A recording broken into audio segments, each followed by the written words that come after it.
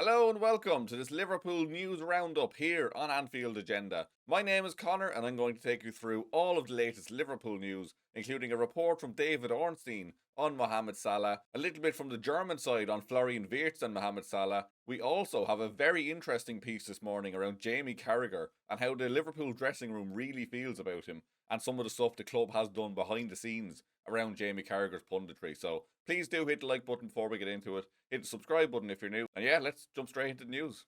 We'll start then with David Ornstein, who had this to say on the Mohamed Salah situation.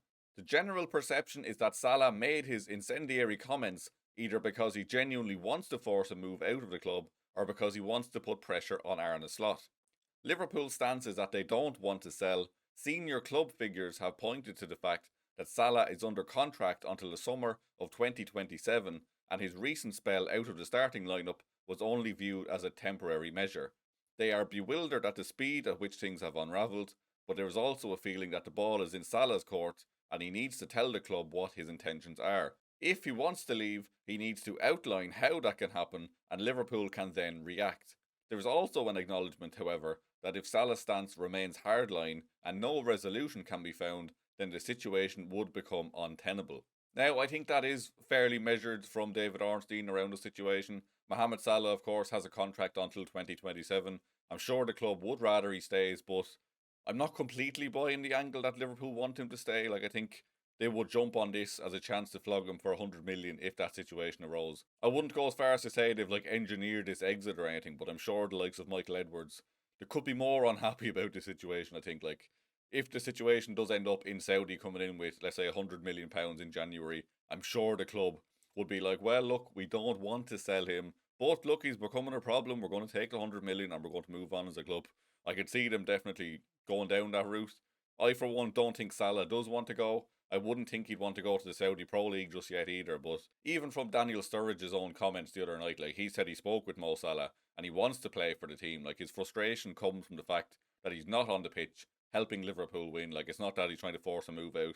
If you had to pick one or the other, I would say it's him trying to force Arne Slot out of the club, more so than him trying to force his own move. But look, I'm not in the dressing room. I don't hear every conversation that happens. But the very first line of that report was whether he wanted to force a move out or if he was trying to get Slot gone. If it's one or the other, I'd imagine it was more he wants Slot gone, so then he can get back into the team with a new manager, start firing in the goals again, and then get back to the Mo Salah we know he is, because I don't think he's trying to force a move.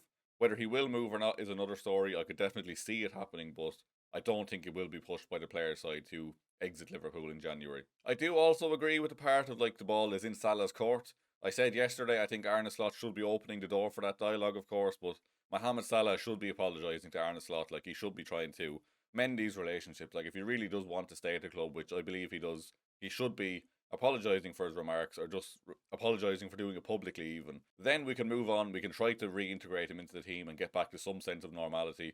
I think we'll get through this short term. I think either one or two of Arne Slot and Mohamed Salah will probably be gone out of the club by the summer, but I just can't see him being sold in January. But I've nothing really to back that up, other than just pure vibes and guesswork. I just have a feeling he won't go in January. I think we will get through this short term. He will play for Liverpool again, and then maybe in the summer he moves on. Or maybe Arne Slot does get the boot in the coming weeks, and then Mohamed Salah is a bit happier with the new manager coming in. But look, it's definitely a very interesting situation. It's going to be fascinating to see how this pans out, particularly when Salah heads off to AFCON. What kind of reports then come out while the player is away from the Liverpool camp? Fascinating but sad times ahead, I think. There was also a report from Bild in Germany this morning, which I think is absolute bollocks. I'm going to put that out there before I even read it. But it says, Florian Wirtz's status as the future of Liverpool has angered Mohamed Salah and is at the heart of his animosity with the club. Now, I don't for 1 second believe that's true, because I'm sure when the contract talks were on,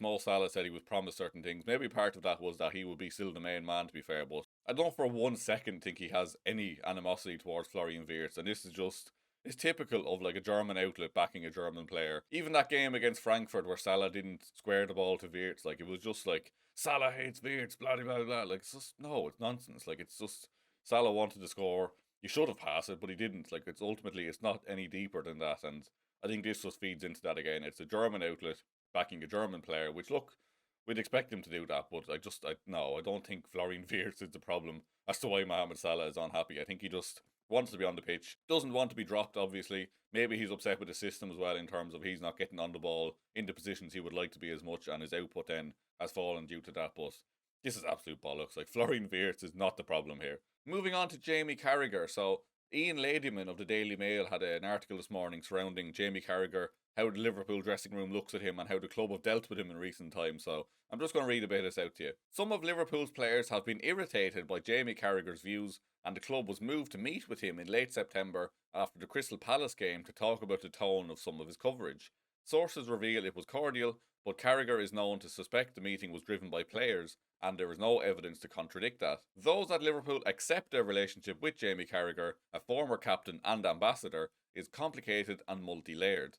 Whilst he is seen as a highly regarded former player and a Liverpool fan whose family come to games, his TV stuff makes the relationship challenging. Jamie Carragher's perception internally at Liverpool was not helped by a clip of him talking to his son on the phone during Liverpool's recent Champions League loss to PSV while working for CBS, where he is heard criticising Konate and saying that Sloth should go. The clip has now been pulled, with Carragher dismissing it privately as heat of the moment stuff you say when you are angry.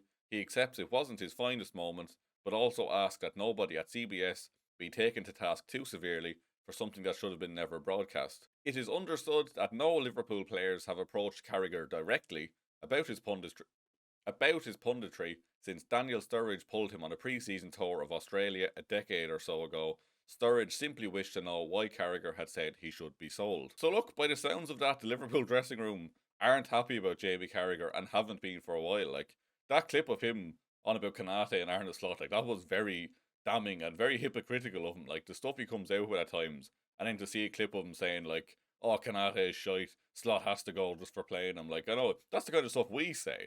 But, like, Jamie Carragher then comes on and tries to be balanced and says, oh, this, that, and the other. Like, it's very hypocritical of him. And, like, fair enough, it might have been heat of the moment stuff, and yes, it shouldn't have been broadcast. Like, he thought he was off camera, to be fair, but like, we all do say these things, and then he comes out then saying, oh, Salah can't be slagging off the club, this, that, or the other, can't be speaking ill of the manager and stuff, and it's just like, you've done it yourself. Like, you're just a hypocrite. So yeah, I just wanted to bring that to you this morning, because I thought that was very interesting to see that, like, the club have had meetings with him as well over this back in September. But this could be a very personal agenda here, because, like that bit says, Carragher is known to suspect the meeting was driven by players, and there is no evidence to contradict that. So, like, he's been coming for Salah, of course. He's been saying stuff about other senior players in the Liverpool squad. Like, is this just a personal vendetta at this point? He knows the players aren't happy with him. They're talking shy about him. Salah's been calling him out on Twitter at times.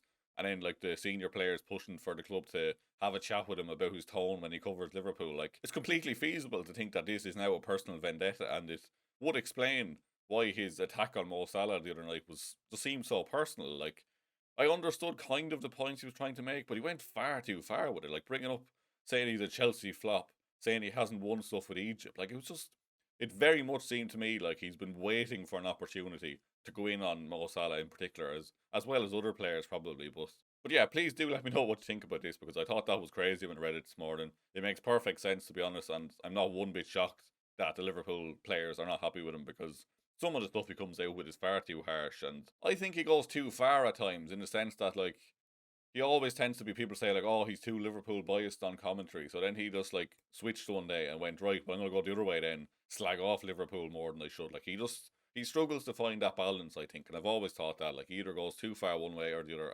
And yeah, the Liverpool players don't seem to be happy about some of the stuff he's saying. So no shock there, but please do let me know in the comments what you think on that one. Quick update on the manager situation then. A lot of people are hoping that Arne Slot gets the boot and Xabi Alonso comes in. There was a report from Marca last night after the City game saying he will not be sacked by Real Madrid for the moment. So look, we can probably park that one for a while. Arne Slot seems to be safe in his job for another while at least, and Xabi Alonso seems to be safe at Madrid for now. So look, we'll keep an eye on this one over the coming weeks, but it doesn't seem like anything imminent is in this one. That's all from me this morning anyway. If you have enjoyed the video, please do hit the like button. Hit the subscribe button if you're new. Craig will be back with a video in the afternoon, and then live again this evening at 8:45 as usual. So please do join us for them ones. Hit the like button before you head out. Thank you very much for watching, and I will see you very soon.